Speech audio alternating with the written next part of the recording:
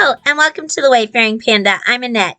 Today I'm participating in a YouTube hop with the Card Hoppin group, which is a group from the Handmade Happiness Facebook group of card makers.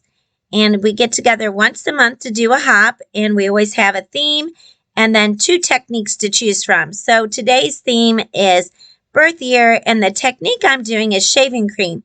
You could also do marbling with alcohol ink. So that one you do in water with the marbling. This one I'm using distress ink and some other water soluble ink, so that doesn't work in water. So I'm doing the shaving cream technique.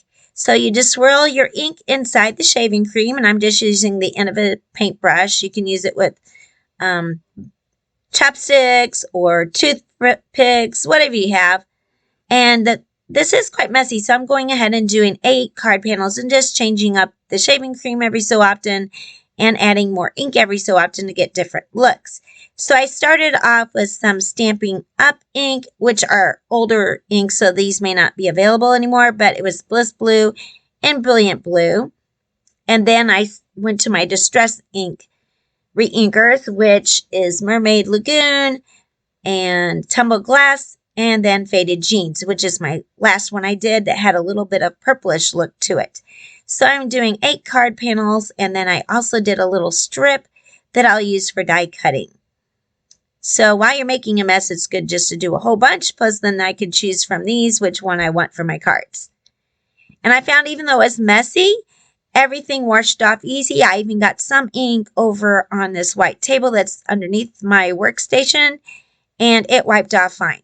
I also tried putting in some of the sparkly stuff from Lawn Fawn. I think it's called Liquid Stardust, but it didn't really work as far as, I wasn't sure at first that the yellowish color would change the color from blue to green, but it didn't.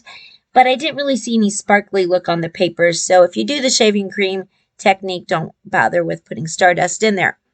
Now, everything washed up great. The only thing that didn't was my hands. I do look a little bit like a Smurfette, and now it's 2 days when I'm doing the voiceover since then, and it's mostly rinsed off.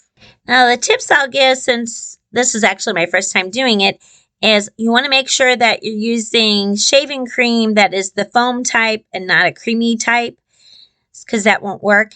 Also, my cards still have that scent from the shaving cream, so if you get one that's unscented, that would be best, or maybe one with a fresher scent. I'm not sure what scent was on this, but I could still smell it.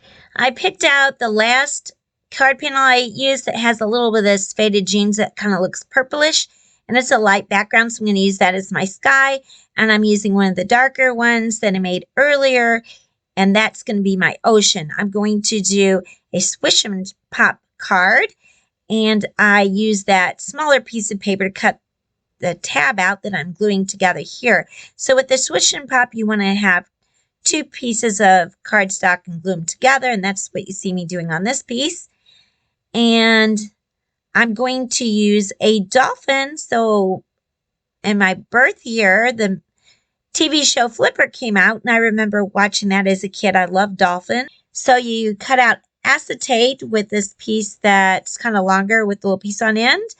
And then this piece you see me using here, you use to cut holes into your paper, and you use the side as a guide to keep it straight, and you need to go no further down than that side piece goes, or you can put it higher up. To assemble the Swish and Pop mechanism, you're going to take the acetate, which you cut out with this die that I have here in my hand, and it faces the way that I hold it up.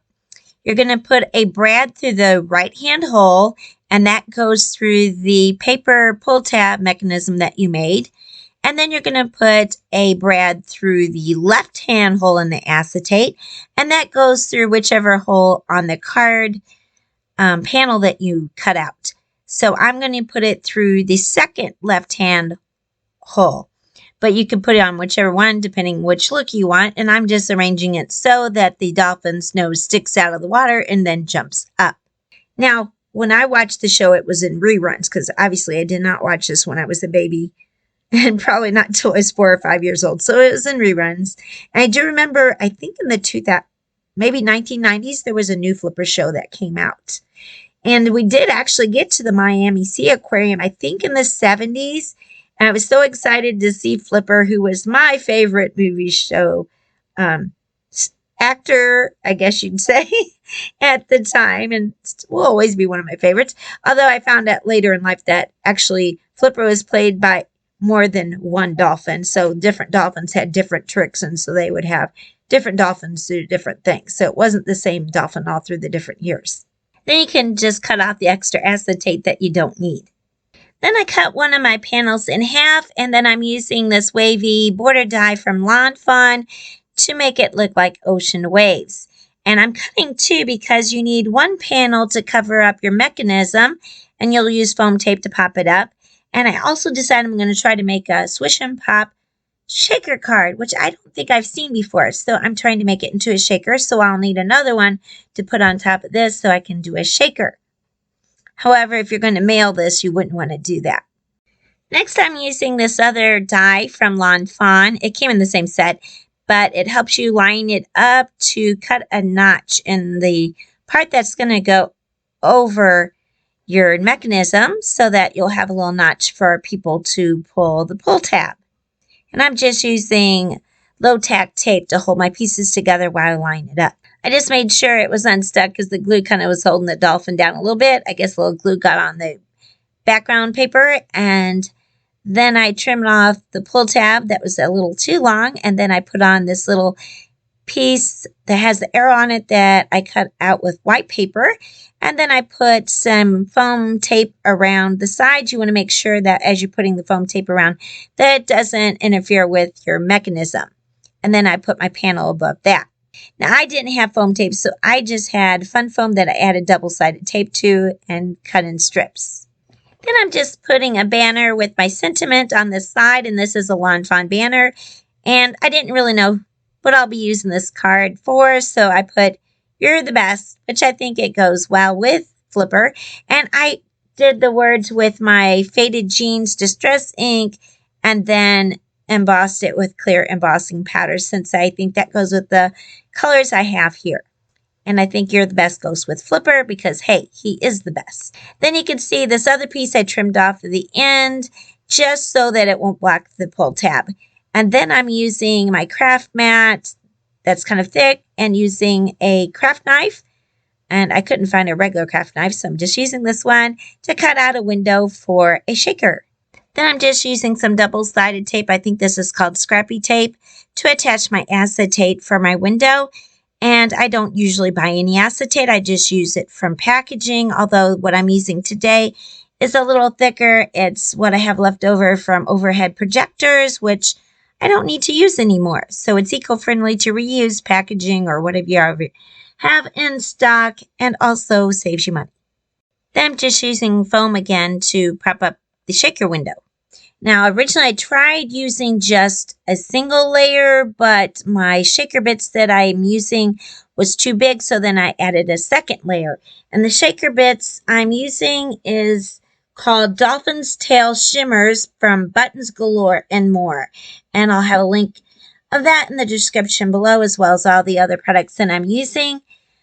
And this one actually has kind of glass beads that look, well, not, I don't know that they're beads, but they look like water droplets that are glass, and then has dolphin sequins and shell sequins. And it goes really well with this. It's kind of iridescent blue purple. Now with the shaker bits, I'm just placing them on the card where I'm going to put my window, and then I put my window over it.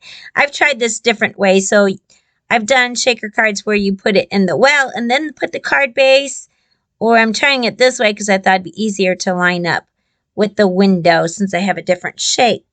I'll have a list of all the products I'm using in the description below. Some of these will be affiliate links, and those don't cost you anything extra. I get a small commission from any sales that those links generate, which helps support my website and my YouTube channel so I can continue bringing you more content. And I appreciate if you can use those. Also, I have a list of all the other people in the hop. Please hop along to the next person on the hop and get some more inspiration and ideas of how to do alcohol ink marbling and shaving cream techniques. I decided the card needed a little more embellishment, so I just glued 3 of the water drops on the left and right corners of the top of the card using my glossy accents. I hope you enjoyed this video. If so, please give it a like. And if you're not already a subscriber, I'd really appreciate if you can subscribe to my channel. To finish up the card, I just glued it using my liquid glue to a white card base.